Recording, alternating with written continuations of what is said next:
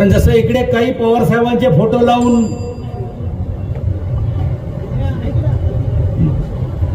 काय गमती जमती, म्हणजे गमती जमती बोलत नाही पण ते करतील, आता काय नाही, फोटो लावून करतायत, तसं काही तिकडे पण आमचेच फोटो लावून फॉर्म भरायला निघालेले. तर सरळ हे चालणारच, कारण शेवटी 3 पक्ष एकत्र आल्यानंतर तुम्ही बघितलं असेल की शेवटी शेवटपर्यंत पक्षाच्या कार्यकर्त्यांना न्याय कसं देता येईल, त्या भागातले लोक जे निष्ठेने आमच्याबरोबर राहिले, त्या निष्ठेबरोबर आपल्याबरोबर काम करण्याची भूमिका घेतली, अशा मागे उभं राहणं पण प्रत्येक राजकीय पक्षाचा हा कर्तव्य आहे. आणि म्हणून तुम्ही जर पाहिले असेल की या तालुक्यामध्ये गेल्या 3-4-5 वर्ष या पक्षाचा एक संपर्क प्रमुख या नात्याने मी असेल, माझ्या अगोदर आदरणीय मिर्लेकरजी असतील, संपूर्ण जिल्ह्यामध्ये सर्व पक्षाच्या माध्यमातून ताकद वाढलीच पाहिजे ही भूमिका होतीच होती. पण यावेळी आम्ही ठाण बांधला होता, काही जरी झालं तरी यावेळीची विधानसभा ही आम्हीच लढवल्याशिवाय स्वस्थ बसणार नाही,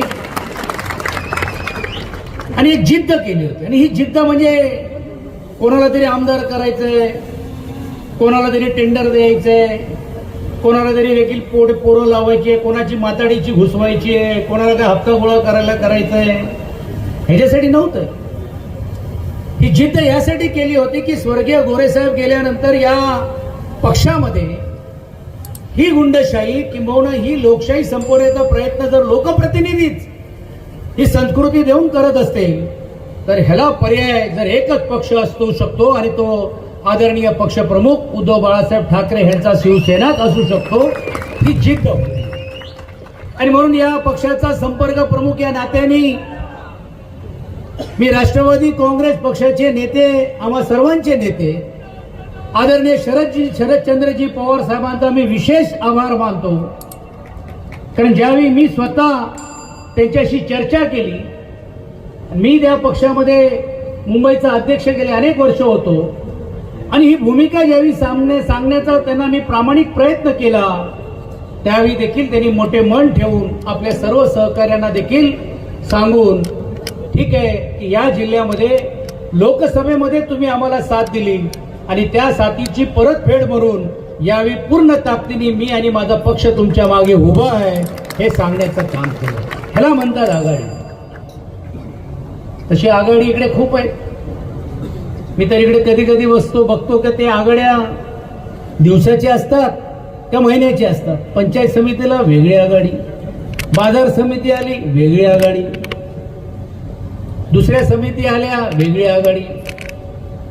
पण अमोल पवार आता समोरून चालून येत आहेत, कितीही आघाडीमध्ये बिघाडी करा, आमच्याकडे सर्व प्रकारची लोक आता एकत्रित झालेली आहेत आणि यावेळी एकच गोष्ट स्पष्ट झालेली आहे, काही जरी झालं तर यावेळी परिवर्तन हे अटल आहे ही भूमिका घेऊन आज संपूर्ण खेळ आळंदीचे लोक ताकदीने उतरण्याचं काम केलेलं आहे. अशोकराव, तुम्ही बोलला ती गोष्ट खरी आहे.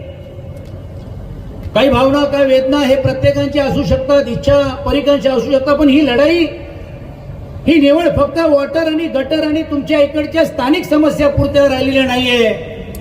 ही खरी लढाई लोकशाही विरुद्ध गुंडशाही झालेली आहे. ज्याला पाहिजे त्या गोष्टी आपण करू शकतो. आपल्याकडे जर पैसा असेल, आपल्याकडे जर यंत्रणा असेल तर पाहिजे त्या यंत्रणाचा वापर करू शकतो, पाहिजे तशाच्या पद्धतीने पक्ष तोडू शकतो. ही संस्कृती जर पुढच्या काळामध्ये जर आली तर सामाजिक क्षेत्रामध्ये काम करणारे लोक पुढे येणार नाही, कार्यकर्ते पुढे येणार नाही, आणि कार्यकर्ते पुढे आले नाही तर चांगले लोकप्रतिनिधी होणार नाही, आणि चांगले लोकप्रतिनिधी झाले नाही लोकप्रतिनिधींचा वरचा विश्वास हा लोकांचा हा कमी होत चाललेला आहे. आणि म्हणून मी नेहमी सांगतो की आज आमदार म्हणून घेऊन माझ्यासारख्या कार्यकर्ता जर या राज्याच्या बाहेर गेला तर मला स्वतः आमदार बोलायची लाज वाटते. कारण पहिला प्रश्न ते विचारतात कि आप कौन से पार्टी से आमदार है, कहाँ के आमदार है. मी त्यावेळी सांगतो त्यांना, मैं महाराष्ट्र का आमदार हूँ. आप कौन से पार्टी के आमदार हो, मी त्यावेळी सांगतो उद्धव बाळासाहेब ठाकरे के हूँ. आप कौन से पार्टी में जाओगे हे विचारतो. ही कधी परिस्थिती या राज्यातल्या लोकप्रतिनिधीची नव्हती. आज भरपूर काही देण्याचं काम त्या पक्षाने केलं. आज आमच्यातले पण देखील अनेक सहकारीनं वाटत होतं. ही लढाई लढण्याचं काम त्या आमदारांच्या विरुद्ध किंबहुना जी ठोकशाहीच्या विरुद्ध करण्याची भूमिका आपण का घेतली होती.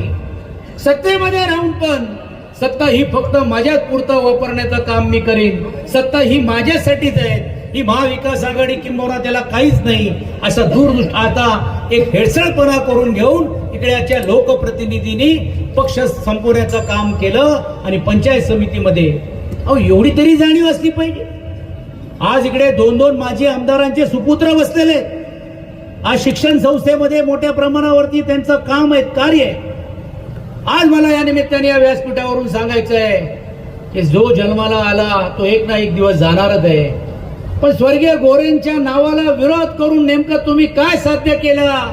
एक लोकप्रतिनिधी नात्याने काम करणाऱ्या व्यक्तीने जर एका पंचायत समितीचं नाव ठराव करून ती समितीच्या जागाच द्यायची नाही आणि वेगळ्या पद्धतीने भूमिका घेऊन एक लोकप्रतिनिधींना देखील अपमानित करण्याचं काम केलं, त्याला पुढच्या काळामध्ये लोकप्रतिनिधी म्हणून राहण्याचा अधिकार आहे की नाही, हा प्रश्न आपल्या सर्वांच्या मनात निर्माण होतो. लोकसभेमध्ये मतदारांनी दाखवून दिलं, जो कौल इकडे दिलाय तुम्ही बघा, मतदारांची ताकद बघा आणि विशेषतः महिलांची ताकद बघा.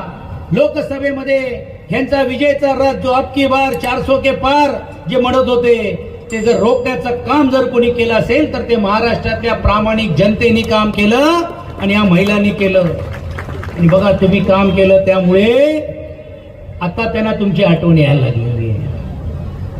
आता ते म्हणतायत की ही माझी लाडकी बहीण.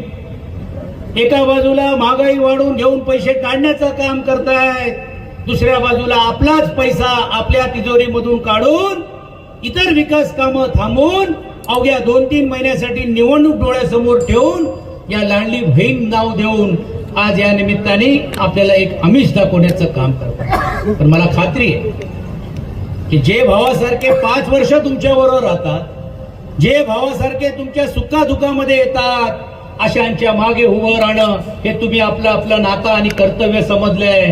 कारण आपण भाऊबीतला भाऊ देतो तर त्याची जाहिरात होत नाही, आणि भाऊ बहिणीला देत असेल किंवा बहीण भावाला देत असेल भाऊबीतला किंवा रक्षाबंधनला भाऊ बहिणीला देत असेल तर त्याची जाहिरात कोण करत नाही, ते जाहिरात करून खैरात वाटतोय की काय, अशातला प्रश्न ज्यावेळी निर्माण होत असताना ह्यांनाही पुढच्या काळामध्ये जाब विचारला जाईल. आमच्याकडे अनेक पर्याय होते. मिरळेकरजी आपण होता, मी होतो, संपर्क नेते आदरणीय संजय राऊतजी होते.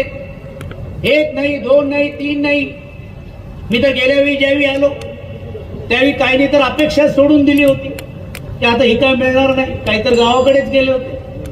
त्यांना बोलून घेतलं, मिळते म्हणून बघितलं तर एक पहिला इच्छुक होता, 2 झाले, 2चे 3 झाले, 4 झाले, 5 झाले. गेल्या वेळी मी चाकणला आलो, मला पत्रकारांनी विचारलं किती इच्छुक आहे, मी गाडीत बसताना 6 आहे, मुंबईत पोहोचताना किती होतील मला माहित नाही.